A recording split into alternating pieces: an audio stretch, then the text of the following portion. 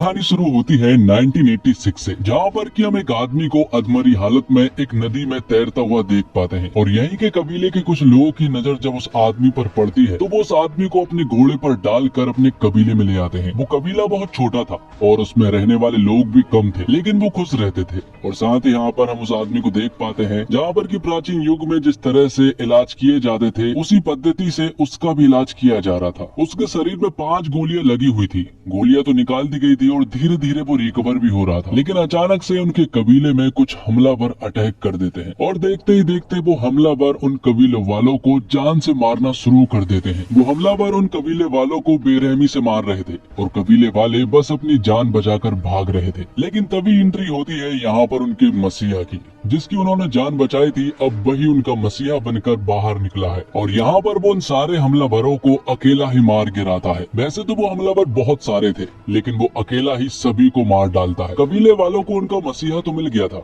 लेकिन उस मसीहा को अपना नाम तक नहीं मालूम था, मतलब कि उसकी याददाश्त जा चुकी थी। यहीं पर एक छोटा सा लड़का था जो कि उनसे कहता है कि जब मैं बड़ा हो जाऊंगा तो मैं जरूर पता करूंगा कि आप कौन है। जिसके बाद कहानी 30 साल आगे मुंबई में शिफ्ट होती है, जहाँ पर कि हम एक मेट्रो ट्रेन को देख पाते हैं जिसमें कि 376 पैसेंजर थे। सभी लोग अपने किसी न किसी काम से जा रहे थे, लेकिन किसी को क्या मालूम कि ये मेट्रो ट्रेन तो बस हाईजैक होने वाली है। इस मेट्रो ट्रेन में भले ही 376 पैसेंजर थे, लेकिन इन पैसेंजरों में 6 लड़कियां ऐसी थी जो कि इस मेट्रो ट्रेन को हाईजैक कर लेती है। किसी ने सोचा भी नहीं था कि ये नॉर्मल से दिखने वाली 6 लड़कियां उन्हें बंधक बना लेगी। और यहीं पर इन 6 लड़कियों के चीफ को भी दिखाया जाता है, जो कि मेट्रो ट्रेन के अगले स्टेशन पर इस मेट्रो ट्रेन का इंतजार कर रहा था। दरअसल में ये सारी प्लानिंग चीफ की ही होती है। ये 6 लड़कियां चीफ के अंडर में ही काम करती है और इस मेट्रो ट्रेन में जितने भी पैसेंजर थे उन पैसेंजरों में एक पैसेंजर पुलिस वाला था, जो कि उनके ऊपर हमला करने की कोशिश करता है। तो चीफ उसे सबक सिखा देता है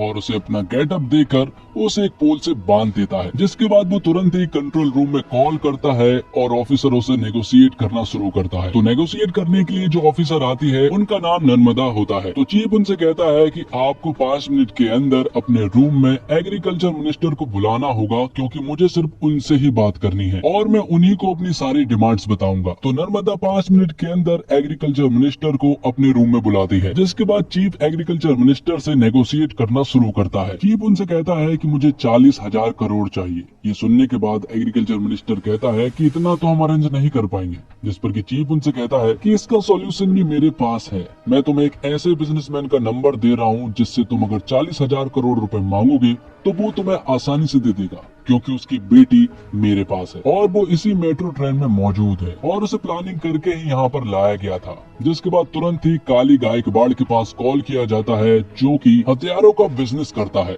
और जब उसे मालूम चलता है कि उसकी बेटी किडनैप हो चुकी है तो वो 40,000 करोड़ रुपए देने के लिए मान जाता है और वो तुरंत ट्रांसफर भी कर देता है। जिसके बाद अगली स्टेशन पर मेट्रो ट्रेन रुकने वाली थी, तो यहाँ पर नर्मदा अपनी पूरी की पूरी टीम लेकर वहाँ पहुँच जाती है। लेकिन उससे पहले चीफ के साथ ही काम करने वाली कल्कि की एक फ्लैशबैक स्टोरी सभी को सुनाई जाती है। कल्कि के पिता ने बैंक वालों से 40,000 का लोन लिया था, लेकिन वो उसे नहीं चुका पाए और वो धीरे धीरे करके बढ़कर 2 लाख हो गया था। तो बैंक वाले कल्कि के पिता को परेशान करने लगे और यहाँ तक कि उसे मारने भी लगे। कल्कि के पिता पैसा लौटाने में पूरी तरह से असमर्थ थे। तभी उनकी नजर पड़ती है एक पोस्टर पर, जिस पर लिखा हुआ था कि आत्महत्या करने पर उसकी फैमिली वालों को 2 लाख रुपए का मुआवजा दिया जाएगा। और ये पढ़ने के बाद उनके पास कोई और चारा नहीं था। तब कल्कि के पिता ने एक पेड़ से झूलकर आत्महत्या करने का फैसला कर लिया था। ये देखकर कल्कि पूरी तरह से टूट जाती है। उसे बहुत ज्यादा गुस्सा आया था और उसने बैंक के मैनेजर का सर फोड़ दिया था, जिस वजह से उसे जेल हो गई थी। तो आगे हम देखते हैं कि नर्मदा अपनी पूरी पुलिस फोर्स के साथ अगले स्टेशन पर मौजूद थी। यहाँ पर चीफ भी पूरी तरह से तैयार थे और पैसेंजर में जितने भी लोग थे और जिन लोगों ने कल्कि की स्टोरी सुनी, वो सुनने के बाद अब सभी लोग चीफ का साथ देने के लिए मान गए थे और सभी ने चीफ वाला मास्क भी पहन लिया था। जिस वजह से नर्मदा की टीम किसी को भी नहीं पकड़ पाई और चीफ की पूरी टीम यहाँ से आसानी से निकल गई।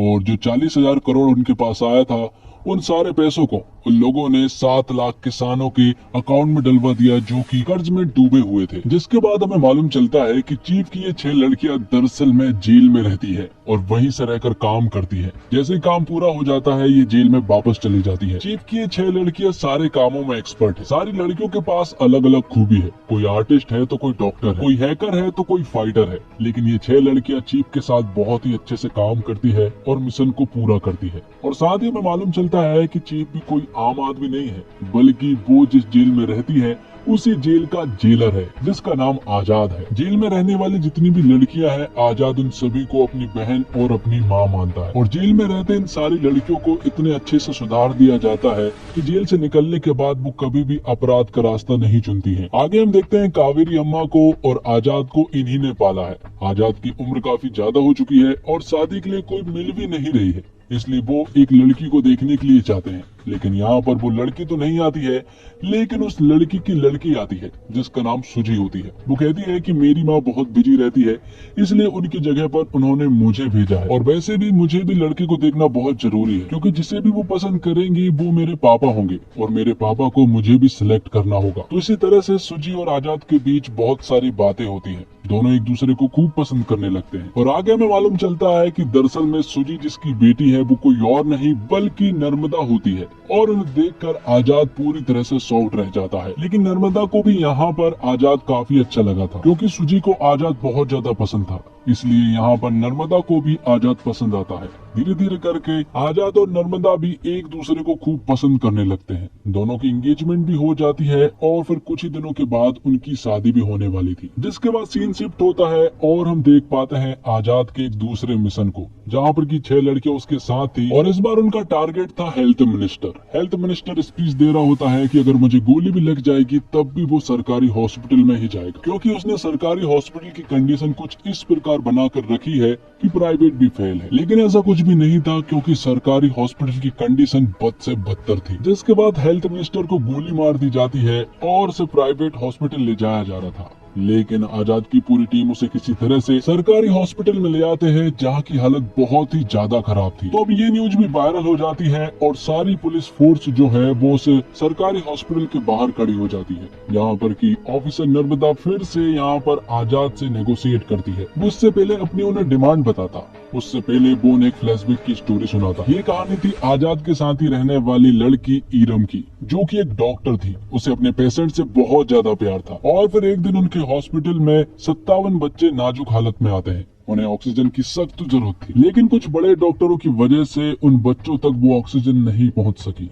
जिस वजह से वो सारे 57 बच्चों की जान चली गई। और यहाँ पर ये सारा ब्लेम ईरम के ऊपर डाल दिया गया और उसका लाइसेंस छीनने के साथ साथ उसे जेल में डाल दिया गया। तो आजाद की सबसे पहली डिमांड यही थी कि जिन डॉक्टरों ने ऑक्सीजन को उपलब्ध नहीं होने दिया, सबसे पहले उन्हें सस्पेंड कर दिया जाए और सारा ब्लेम वो अपने ऊपर ले। तो आजाद के कहने पर ऐसा ही होता है। और रात होने के बाद जब वो एक चॉपर मंगवाते हैं और यहाँ से निकलने वाले थे, तभी यहाँ पर एंट्री होती है ऑफिसर नर्मदा की, जो कि अपनी पूरी पुलिस फोर्स लेकर आई हुई थी और इन सभी को चारों तरफ से घेर लिया गया था। लेकिन ये लोग इतने जल्दी हार नहीं मानने वाले थे, क्योंकि आजाद इनके पीछे खड़ा हुआ था, जो कि एक अलग गेटअप में था। तब यहाँ पर एक जोरदार फाइट होती है, नर्मदा और आजाद के बीच में भी फाइट होती है। और नर्मदा ने यहाँ पर आजाद को नहीं देख पाई थी और आजाद यहाँ पर अपनी पूरी की पूरी टीम को लेकर फरार हो गया था। नर्मदा को किसी भी हालत में आजाद और उसकी पूरी टीम को ढूंढना था, जबकि कुछ दिनों के बाद उसकी और आजाद की शादी होने वाली है। और यहाँ काली गायकवाड़ हथियारों के बिजनेस के लिए रसिया जाने वाला था। तो काली अपना सारा कारोबार अपने छोटे भाई को सौंप कर रसिया चला जाता है। और यहाँ दूसरी तरफ नर्मदा और आजाद की शादी हो जाती है। दोनों बहुत खुश थे और इनसे भी ज्यादा खुश थी उनकी बेटी सुजी। और पहली ही रात यहाँ पर आजाद नर्मदा को सब कुछ सच बताने वाला था। उसने पहले भी कोशिश की थी उसे बताने की, लेकिन हर बार वो नाकामयाब हुआ था। इस बार भी वो बताने वाला था, लेकिन नर्मदा के ऑफिसर ईरानी ने पहले ही पता कर लिया था कि आजाद कौन है और ये सारी बातें उसने कॉल पर नर्मदा को बता दी थी। तो नर्मदा जैसे ही आजाद को शूट करने के लिए उसके पास जाती है, तभी उनके ऊपर एक जोरदार हमला हो जाता है। यहाँ पर हम देख पाते हैं कि दरअसल में काली गायकवाड़ के भाई ने उन दोनों को बंधक बना लिया था और उसने यहाँ पर नर्मदा को गोली भी मार दी थी और वो आजाद को भी बेरहमी से मार रहे थे। और जैसे ही आजाद को वो जान से मारने ही वाले होते हैं कि तभी यहाँ पर किसी आदमी की एंट्री होती है, जो कि काली के आदमी को बुरी तरह से उड़ाता हुआ आ रहा था। और ये कोई और नहीं बल्कि आजाद की तरह दिखने वाला ही एक आदमी था, और जो कि आजाद के पिता है, और उनकी भी एक बैक स्टोरी है। और काली के भाई के पूछने पर वो उन्हें बताते हैं कि मेरा नाम विक्रम राठौर है। और यहाँ पर आते से ही वो पूरी तरह से मारने लगते हैं और अपने बेटे आजाद और नर्मदा को बचा लेते हैं। बात दूसरी तरफ हम देखते हैं काली को, जो कि रसिया में हथियारों की डीलिंग कर रहा था। वो यहाँ पर बहुत सारे देशों के कुछ मेंबर्स थे, उनसे कह रहा था आप आपके देश में फैक्ट्री खोलोगे तो आपके देश के लोग ही प्रोटेस्ट करके आपकी फैक्ट्री को बंद करवा देंगे, लेकिन इंडिया इसके लिए पूरी तरह से सेफ है। और वहाँ सब कुछ कब्जे में करने के लिए हमें चाहिए होगी वहाँ की सरकार, और वहाँ का जीतना होगा चुनाव, और उसके लिए चाहिए होगा ढेर सारा पैसा। मैं 20% देने के लिए राजी हूँ। और यहीं पर एक बहुत बड़ा विलन था, वो कह रहा था कि मैं 80% देने के लिए राजी हूँ। तभी यहाँ पर काली को मालूम चलता है कि उसके छोटे भाई को आजाद ने मार दिया है, और ये देखकर वो पूरी तरह से शॉक्ड रह जाता है। या दूसरी तरफ नर्मदा को किसी भी हालत में आजाद के बारे में पता करना था, क्योंकि उसने उसका और उसकी बेटी का दिल तोड़ा है। इसलिए ईरानी के साथ प्लानिंग करके वो जेल में जाना चाहती है और इन 6 लड़कियों के द्वारा आजाद के बारे में सब कुछ पता करना चाहती है।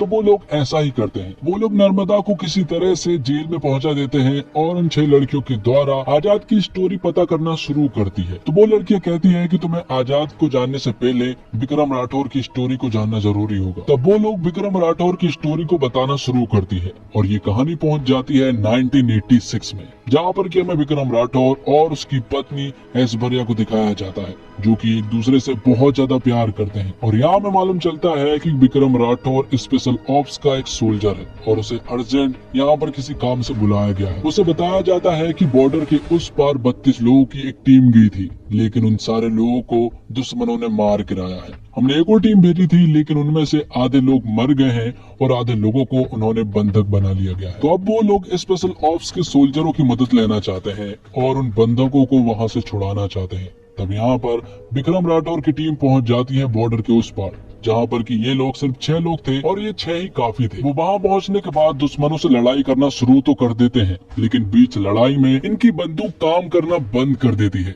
और ऐसा भी नहीं था कि सिर्फ एक सोल्जर की बंदूक ने काम करना बंद कर दिया था, इन 6 ही सोल्जरों की बंदूक ने काम करना बंद कर दिया था। इसके बावजूद उन्होंने ये लड़ाई जीत ली थी और वहाँ के सारे बंधकों को बचा लिया था। तो आगे एक इंक्वायरी बैठती है, क्योंकि MI436 गन को काली गायकवाड़ आर्मी को देता है, और उसी की वजह से जो दल बॉर्डर के पार गया था उन सभी की गन ने भी काम करना बंद कर दिया था, और इसी वजह से वो सारे सोल्जर्स मारे गए थे। तो इस वजह से काली गायकवाड़ के साथ आर्मी ने काम करना बंद कर दिया था और उसकी सारी गन को सीज भी कर दिया गया था। लेकिन काली गायकवाड़ को ये बिल्कुल भी देखा नहीं गया, और जब विक्रम राठौर और उसकी पत्नी ऐश्वर्या घर पर अकेले थे तो काली गायकवाड़ अपनी पूरी टीम को लेकर उनके ऊपर हमला कर दिया, जिस वजह से उसने काली गायकवाड़ को तो एरोप्लेन में ले जाकर उसे 5 गोलियां मार कर पानी में गिरा दिया था। सभी ने सोचा था कि वो मर गया था, जिसके बाद काली गायकवाड़ ने ऐश्वर्या को भी किसी तरह से फंसा दिया था। विक्रम राठौड़ को देश का गद्दार घोषित करवा दिया था और ऐश्वर्या को उसके साथ देने के जुर्म में उसे भी,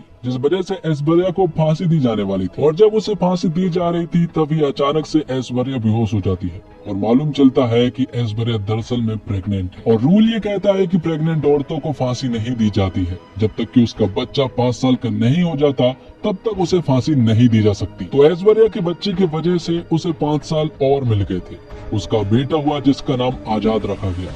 उसे जेल में बहुत ज्यादा प्यार मिला। जेल की औरतों ने आजाद को बेटे की तरह माना और उसे बहुत ज्यादा प्यार दिया। जैसे ही वो 5 साल का हुआ तो ऐश्वर्या को फांसी दे दी गई। जिसके बाद कहानी प्रेजेंट में आती है और हम उसी पुलिस वाले को देख पाते हैं जिसने की मेट्रो में हमला करने की कोशिश की थी। दरअसल में ये वही लड़का है जिसने की विक्रम राठौर से वादा किया था कि बड़ा होकर मैं ये जरूर पता करूंगा कि आप कौन है, और आज उसने पता कर लिया। और विक्रम राठौर की 6 लोगों की टीम भी उसने इकट्ठी कर ली थी, लेकिन विक्रम राठौर की अभी भी याददाश्त वापस नहीं आई थी। यहाँ पर आजाद अपने पिता से मिलता है और वो भी बहुत खुश होता है। विक्रम राठौर की याददाश्त तो जा चुकी थी, लेकिन उनके अंदर की सारी स्किल्स अभी भी मौजूद थी, जैसे कि फाइटिंग करना, स्विमिंग करना, कुकिंग करना, शूटिंग करना, सब कुछ मौजूद था। अब जेल में आजाद की उन 6 लड़कियों ने जब यहाँ पर नर्मदा को स्टोरी सुनाई तो नर्मदा की भी आंखें नम हो गई थी। वो यहाँ पर उनका साथ देने के लिए राजी तो हो गई थी, लेकिन यहाँ पर हम देख पाते हैं कि ईरानी की दरअसल में ये सारी चाल थी, क्योंकि ईरानी जो है वो यहाँ पर काली के लिए काम करता है और पल पल की न्यूज उसे देता था। तो ईरानी आजाद की उन 6 लड़कियों के साथ साथ यहाँ पर नर्मदा को भी मारने वाला था और साथ ही सुजी को भी। लेकिन वहाँ पर आजाद के पिता विक्रम राठौर सुजी को बचा लेते हैं और यहाँ दूसरी तरफ आजाद यहीं पर आकर इन सारी लड़कियों को भी बचा लेता है। क्योंकि ये जेल उसी का था, इसलिए यहाँ की सारी औरतों ने आजाद का साथ दिया और ईरानी को मार गिराया। लेकिन उससे पहले ईरानी ने इन 6 लड़कियों में से एक लड़की को गोली मार दी थी जिसका नाम लक्ष्मी था और यहाँ पर काफी कोशिश की थी उसे बचाने की, लेकिन वो उसे नहीं बचा पाए। आगे हम देखते हैं कि आजाद एक प्लान बनाता है क्योंकि काली गायकवाड़ का ढेर सारा पैसा कंटेनरों से भरकर आने वाला था। उसे किसी तरह से अपने कब्जे में करना था और काली गायकवाड़ को रोकना था। इसलिए वो पूरी की पूरी टीम को लेकर पहुंच जाता है और उनसे सामना करने लगता है। विक्रम राठौर की पूरी टीम को उसने कह दिया था कि आप दूर रहना क्योंकि हम संभाल लेंगे। लेकिन यहाँ पर सिचुएशन आउट ऑफ कंट्रोल हो रही थी। यहाँ पर आजाद की टीम उन लोगों को नहीं संभाल पा रही थी। तब यहाँ पर एंट्री होती है विक्रम राठौर की टीम की। विक्रम यहाँ पर आजाद से कहता है कि ये मिशन बहुत ज्यादा जरूरी है, तो इन लोगों को मैं और मेरी टीम संभाल लेंगे, तुम इस मिशन को संभालो। तो आजाद सारे कंटेनर लेकर चला जाता है और यहाँ दूसरी तरफ विक्रम राठौर की पूरी टीम उन्हें संभालने में लगी हुई थी, लेकिन वो नाकामयाब रहे और यहाँ पर काली गायकवाड़ के लोगों ने विक्रम राठौर की पूरी टीम को अपने कब्जे में कर लिया था। विक्रम राठौर को यहाँ पर काली गायकवाड़ बुरी तरह से टॉर्चर कर रहा था। लेकिन तभी एक न्यूज आती है कि आजाद ने जेल की 6000 लड़कियों को बंधक बना लिया गया है और अगर उसकी डिमांड पूरी नहीं की गई तो वो इन सारी लड़कियों को मार देगा, जबकि वो तो इसी जेल का जेलर है और वो उनका कुछ भी नहीं करने वाला। और इस बार नेगोशिएट करने के लिए आते हैं सीनियर ऑफिसर माधवन नायक, जिनका रोल प्ले किया है संजय दत्त ने। तो आजाद को अपनी डिमांड के रूप में हेड ऑफ स्टेट का साइन चाहिए था और उसे ये साइन बहुत आसानी से मिल जाएगा क्योंकि 6000 लड़कियां उसके कब्जे में हैं और साथ ही देश की चुनाव की सारी ईवीएम मशीन भी उसी के कब्जे में है। तो जैसे ही हेड ऑफ स्टेट साइन करते हैं तो सबसे पहले यहाँ पर वो उन फैक्ट्रियों को बंद करवाता है जो कि एनवायरनमेंट को नुकसान पहुंचाते हैं और आधी से ज्यादा फैक्ट्री दरअसल में काली गायकवाड़ की होती है। ये सारी चीजें होती है कि तभी यहाँ पर काली गायकवाड़ आ जाता है। वो जेल में एक दूसरे रास्ते से पहुंच गया था, उसके हाथ में गन थी और वो गन लगी हुई थी विक्रम राठौर के माथे पर। जैसे यहाँ पर काली फायर करता है तो वो फायर नहीं होता है और इसी तरह खाली चलने वाली गन की वजह से विक्रम राठौर की याददाश्त वापस आ जाती है, जिसके बाद तो आजाद और विक्रम राठौर मिलकर काली की पूरी गैंग का सामना करते हैं और उन सभी को बेरहमी से मार गिराते हैं। और क्लाइमैक्स के कुछ एक्शन सीक्वेंस बहुत ही कमाल के थे। दोनों ने मिलकर जब काली गायकवाड़ के लोगों से फाइट करना शुरू किया तो पूरा थिएटर गूंज उठा और साथ ही जवान 2 का एक छोटा सा हिंट भी दिया है, जहाँ पर कि उसका अगला मिशन स्विच बैंक का है। और साथ ही हमें ये भी बताया जाता है कि इन सारे मिशन में माधवन नायक पहले से ही आजाद के साथ मिला हुआ था।